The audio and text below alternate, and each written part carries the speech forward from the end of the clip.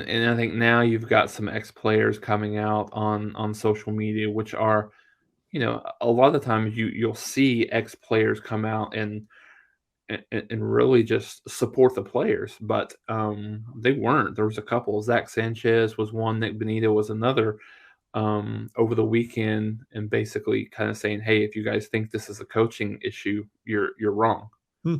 So, which was very, I mean, I think was very telling to the comment that you have on the screen here, is that there's going to be some wholesale changes on this roster. I think um, going into next year. I think Venables has talked repeatedly about these guys, not accepting what's happening and and doing something about it and getting angry and getting frustrated. And it doesn't necessarily seem that it's happening. Some of these guys seem to be relatively okay with the mediocrity that's happening at Oklahoma, relatively speaking to the expectations um, here. So I think it'll be interesting, a very interesting off season, Mark, to look at, from a coach's perspective.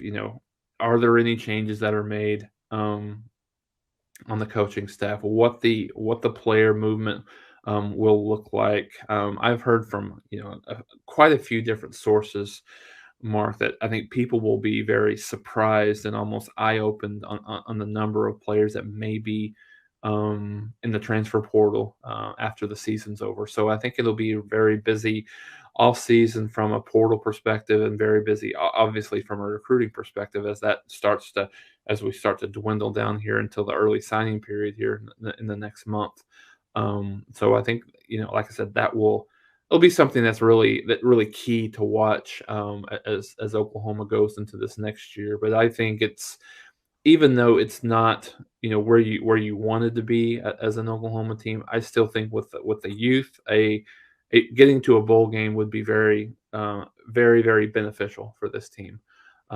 Getting those extra practices and getting that additional opportunity to play in that game for Oklahoma, unless as I mentioned, you've got a ton of roster turnover that you don't really have a roster at that point that's capable of playing and participating in a bowl game. But other than that, I think that would be beneficial. But you're playing, I think, Mark, two teams that are certainly better than Baylor. I'm sorry, certainly better than West Virginia. And it almost feels like, and I know that we both pay attention to the betting lines and stuff like that. Oklahoma's like a 7.5 point favorite this weekend at home. It almost feels like, to a certain extent, sometimes it takes Vegas a little bit of time to catch up to how good or how bad um, some of these teams are, and it doesn't necessarily seem, Mark, like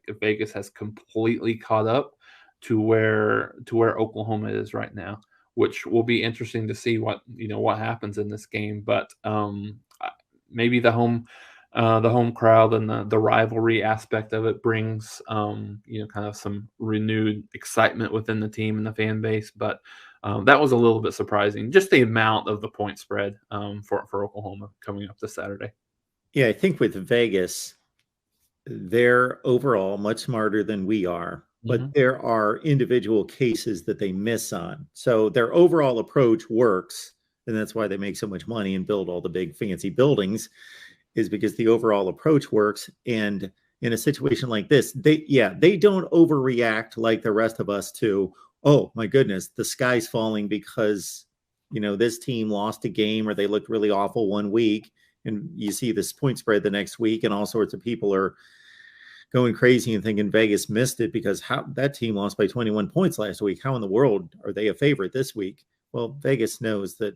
Okay, let's not overreact. But there are certain situations with certain teams where the brand isn't the brand this year, and those results that we see that are alarming are who this team is this year, and they still are slow to come off of that.